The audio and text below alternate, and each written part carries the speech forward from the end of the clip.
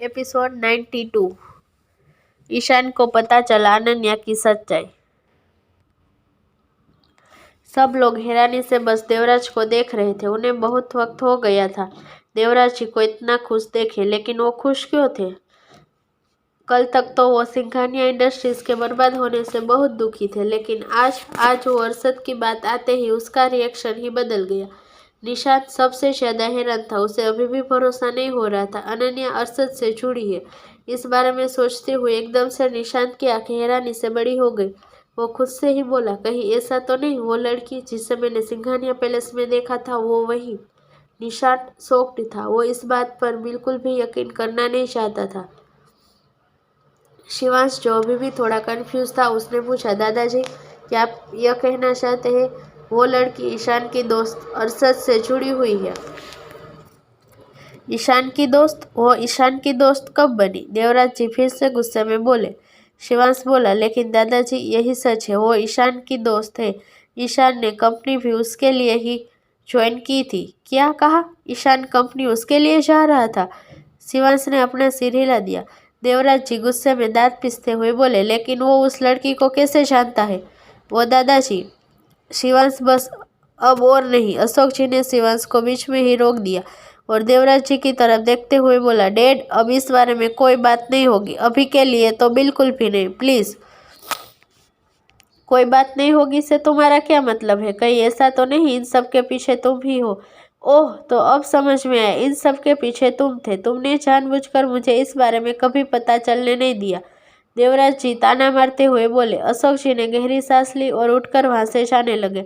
देवराज जी पीछे से बोले, अशोक, तुमने सही नहीं किया, लेकिन अभी भी देर नहीं हुई है। मैं अरशद को ऐसे नहीं जाने दूंगा। अशोक जी ने जवाब नहीं दिया। निशांत ने जाते हुए अशोक जी को देखा, फिर देवराज जी को। आखिर में उससे रहा नहीं गया और बोला, दादाजी, आप आखिर बात क्या है? वो लड़की कौन है और आप उसके बारे में सुनकर इतना गुस्सा क्यों हो रहे हैं? और अरशद, कल तक तो आप उसके नाम से इतना नहीं चिढ़ते थे, लेकिन आज आप उसके सबक सिखाने की बात कर रहे हैं। देवराज जी निशांत के सवाल का जवाब देते हुए बोले, बेटा, कल तक मैं बस उसकी कमजोरी के बारे में जानता था, पर मैं उस तक कभी पहुंच नहीं सकता था, लेकिन अब वो कमजोरी खुद चलकर मेरे दरवाजे तक आई है। कमजोरी? क्या आप अरशद की कमजोरी की बात कर रहे हैं? निशांत ने पूछा। देवराज जी एक मिस्टीरियस स्माइल के साथ बोले, हाँ, मैं उसी की कमजोरी की बात कर रहा हूँ। वो लड़की, वो है अरशद की कमजोरी, जिसे उसने इतने सालों तक सबसे छुपा कर रखा था। यह सब सुनकर निशांत मन ही मन सोचने लगा, क्या वो लड़की सच में अरशद की कमजोरी है? लेकिन वो उसकी क्या लगती है, नौकरानी की बेटी? हाँ, दादाजी ने अभी यही कहा। जहाँ निशांत यह सब सोच रहा था, वहीं शिवांश के मन में अलग ही बात चल रही थी। अनन्या? अनन्या तो अरशद की कोई वीकनेस भी है, वो भी एक लड़की, नॉट बैड। वहीं देवराज जी मन ही मन खुश होते हुए बोले, अरशद सिंघानिया, तुमने कभी किसी का सम्मान नहीं किया, लेकिन अब वक्त आ गया है, तुमने मेरे सामने झुकना ही होगा। इसके लिए भले ही मुझे किसी लड़की का सहारा क्यों ना लेना पड़े। अभी सभी अपने मन के ख्यालों में उलझे थे, तभी अशोक जी को चिल्लाने की आवाज सुनकर सभी हॉल में आ गए। ईशान, ईशान, स्टॉप! ईशान! डैड, अगर आप चाहते हैं मैं कहीं नहीं जाऊँ तो आपको मुझे बताना होगा वो कौन है। ईशान बोला। उसके कंधे पर बैग टंगा था। इससे लग रहा था उसने सच में घर छोड़कर जाने का डिसाइड कर लिया है। तुझे उस लड़की के बारे में जानना है ना? देवराज जी वहां आते हुए बोले। ईशान पहले तो हैरान हुआ, फिर एकदम से खुश होते हुए बोला, दादाजी, क्या आप अनन्या के बारे में जानते हैं? बहुत अच्छे से, देवराज जी ने जवाब दिया। ईशान की स्माइल और बढ़ गई। वो बोला, तो बताइए, वो कौन है, कहाँ रहती है, उसके परिवार में कौन कौन है? देवराज जी सोफे पर बैठते हुए बोले, मैं तुझे उसके बारे में सब बताऊंगा, लेकिन उसके लिए तुम मुझे एक प्रॉमिस करना पड़ेगा। प्रॉमिस? ईशान ने सीरियस होकर पूछा। तो देवराज जी बोले, हाँ, प्रॉमिस। तुझे मुझे प्रॉमिस करना होगा, सब कुछ जानने के बाद तू अपनी पढ़ाई पूरी करने के लिए विदेश चला जाएगा और तब तक नहीं आएगा जब तक तेरी पढ़ाई पूरी नहीं हो जाती। ईशान ने अपनी आंखें सिकुड़ ली। वो बाहर नहीं जाना चाहता था, लेकिन अब उसके सामने दो रास्ते थे। पहला, अनन्या के इन्फॉर्मेशन के बदले बाहर स्टडी के लिए जाना, और दूसरा, इंडिया रहकर हर रोज अनन्या के बारे में पता लगाना। काफी देर सोचने के बाद उसने डिसाइड किया वो बाहर जाकर अपनी स्टडी कंप्लीट करेगा। ठीक है दादाजी, मैंने आपकी शर्त मान ली, मुझे उसके बारे में बताइए। देवराज जी को उम्मीद नहीं थी ईशान उसके लिए मान जाएगा। उनकी पूरी फैमिली उसे पिछले 2 साल से बाहर स्टडी के लिए भेज रही थी, लेकिन वो बार बार वहां से भागा था। आखिर में कपूर फैमिली ने उसे फोर्स करना बंद कर दिया, लेकिन वो अभी भी चाहते थे ईशान अपनी स्टडी अच्छे से पूरी करे। ईशान अनन्या की वजह से उनकी बात मान रहा था, इससे देवराज जी नाखुश थे, लेकिन उन्होंने इस बारे में ज्यादा ना सोचते हुए ईशान को अनन्या के बारे में बताना शुरू किया। वो लड़की अनन्या सिंघानिया पैलेस में काम करने वाली एक नौकरानी की बेटी है। कुछ साल पहले उसकी मां की मौत के बाद सिंघानिया परिवार ने उस पर दया करके उसे पैलेस में रहने दिया, लेकिन उस लड़की ने अरशद को अपने झांसे में ले लिया। अरशद उसके लिए अपनी फैमिली भी छोड़ने को तैयार हो गया। एक वक्त पर उसने मेरी भी बहुत इंसल्ट की थी, सिर्फ उस लड़की की वजह से। इसलिए मैं चाहता हूँ तू उस लड़की से दोबारा कभी नहीं मिलेगा। उस जैसी लड़कियां चंद पैसों के लिए किसी को भी घर बर्बाद कर सकती है। ईशान यह सब सुनकर हैरान तो बहुत हुआ, लेकिन उसे अपने दादाजी की बहुत से बातें पसंद नहीं आई। वो आंखें छोटी करके देवराज जी को घूरते हुए बोला, दादाजी, अगर अरशद सिंघानिया ने आपकी इंसल्ट की तो आप इस काबिल अनन्या पर कैसे डाल सकते हैं? रही बात अनन्या की, तो वो ऐसी बिल्कुल भी नहीं है। वो मेरी दोस्त है और मैं उसे अच्छे से जानता हूँ। यू देवराज जी ने दांत पीसते हुए कहा। ईशान आगे बोला, आप चिंता मत करिए, मैंने आपसे जो प्रॉमिस किया है वो मैं जरूर पूरा करूंगा। आज से पहले मेरे पास सब कुछ था, इसलिए मैंने कभी स्टडी को सीरियस नहीं लिया, लेकिन अब जब मैं जानता हूँ अनन्या अरशद से रिलेटेड है, मैं चाहूँ तब भी उससे नहीं मिल पाऊंगा। इसलिए मैं यहाँ से जा रहा हूँ, एक ऐसा इंसान बनने जो अरशद के सामने खड़ा हो सके। सब आंखें फाड़ कर ईशान को देख रहे थे। हर वक्त मजाक करने वाला ईशान कभी इतना सीरियस भी हो सकता था, किसी ने नहीं सोचा था।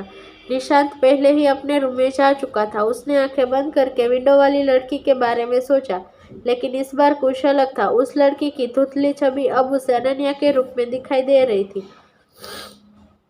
उसने एकदम से आंखें खोली और बेचैन होकर कमरे के चक्कर लगाने लगा। भाई, ईशान की आवाज सुनकर निशांत ने खुद को नॉर्मल कर लिया और मुस्कुराते हुए बोला, छोटे, तू आ, अंदर आ। ईशान अंदर आ गया। निशांत उसे गले लगाते हुए बोला, तो फाइनली तेरी जाने की तैयारी हो गई। मन लगाकर पढ़ाई करना, तेरे बड़े भाई को तेरी जरूरत है। यह कहते हुए निशांत काफी इमोशनल हो गया। ईशान निशांत से अलग हुए बोला, भाई, वो विंडो वाली लड़की, वो अनन्या थी ना? निशांत खामोश हो गया। आप उसे चाहते हो ना? ईशान ने सीरियस होकर पूछा। निशांत ने स्माइल किया और ईशान के सिर पर टपली मारते हुए बोला, पागल, मैं उसे क्यों चाहूँगा? मैंने तो उसे सही से देखा भी नहीं। सही कहा आपने उसे कभी सही से देखा नहीं, लेकिन आप उसे हर रात याद करते हो। आपको पता है, मैंने अक्सर किताबों और मूवीज़ में सच्चे प्यार के बारे में पढ़ा और देखा है, लेकिन मुझे कभी इन सब पर यकीन नहीं है। लेकिन आपको देखकर मुझे विश्वास हो गया है, सच्चा प्यार कभी भी कहीं भी किसी से भी हो सकता है। ईशान को इतना सेंटी होता देख निशांत मुस्कुराते हुए बोला, बस इसलिए कहते हैं बच्चों को पढ़ाई पर ध्यान देना चाहिए। अब अपनी प्यार मोहब्बत की बातें बंद कर और जाने की तैयारी कर। मैं तुझसे मिलने आता रहूँगा भाई। कहते हुए ईशान अपने बड़े भाई के गले लग गया। रीटा जी दरवाजे के बाहर से देख रही थी। अपने दोनों बेटे को एक साथ देखकर वो भी इमोशनल हो गए। निशांत, बचाओ, मैं ही इंडिया से बाहर चला गया था, इसलिए उन दोनों भाइयों को इस तरह देखने का मौका बहुत कम मिलता था। अगले दिन ईशान स्टडी के लिए अमेरिका चला गया। मुन्ना ने लियाना को छोड़ दिया। शीतल जी लियाना के साथ एक छोटे से घर में रहने लगी, लेकिन उनकी नफरत खत्म नहीं हुई थी। मुन्ना के आदमी उन पर पल पल नजरें रखे हुए थे। जब भी शीतल जी कोई गलती करती, मुन्ना के आदमी लियाना को बिजली के झटके देते,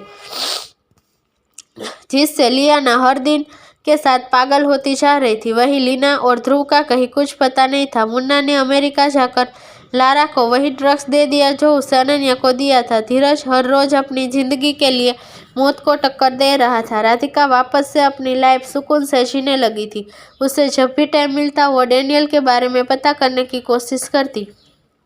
सिंघानिया फैमिली एडी के एहसान तले अभी भी सिंघानिया पैलेस में रहने लगी, लेकिन अब वहाँ कोई सर्वेंट नहीं था। उनका बिजनेस पूरी तरह से बर्बाद हो चुका था। अथर्व की चोट भी धीरे धीरे भरने लगी थी। प्रत्युष अपनी फैमिली के खर्चे उठाने के लिए देवेंद्र और रघुवेंद्र जी के साथ मिलकर एक छोटा सा कैफे का बिजनेस स्टार्ट किया। निया ने डिसाइड कर लिया था वो इंटर्नशिप के बाद एसके ग्लोबल में ही काम करेगी। साथ ही वो निशांत को इम्प्रेस करने की कोशिश भी करती थी, लेकिन हर बार शिवांश उसके रास्ते में आ जाता। पायल का इंटरेस्ट शुरू से ही म्यूजिक में था, लेकिन अब वो म्यूजिक में अपना करियर न बनाकर एक कंपनी में जॉब करने लगी थी। इन सब के बीच अनन्या की कंडीशन इंप्रूव होने लगी। उसकी सुधरती हालत को देखते हुए अरशद ने उसके गले का इलाज भी साथ में स्टार्ट करवा दिया। मिस्टर सिन्हा को एक बार फिर खुदाई के लिए पूरा वक्त दिया गया। अरशद काम से ब्रेक लेकर अनन्या के साथ वक्त बिताने लगा था। अंडरवर्ल्ड को माधव और विशाल संभाल रहे थे। वहीं इंपीरियल इंडस्ट्रीज के सभी मामलों को डेनियल और रघुवीर और असिस्टेंट केशव हैंडल करने लगे। इन सब के बीच अरशद के बारे में तरह तरह की बातें होती थी। किसी को पता नहीं था अरशद कहाँ है, लेकिन उसका रुतबा अभी भी बरकरार था और एडी एक बार फिर अपनी दुनिया में लौट गया था। रिवांश वापस आ गया था। वो अक्सर अनन्या को देखने जाता, मगर अरशद और उसकी कभी फेस टू फेस बात नहीं हुई। मुन्ना अभी भी अनन्या से नहीं मिल पाया था, क्योंकि लीना अभी भी सही सलामत थी। जब तक वो ठीक थी, मित्तल परिवार की जायदाद का एक हिस्से की हकदार थी।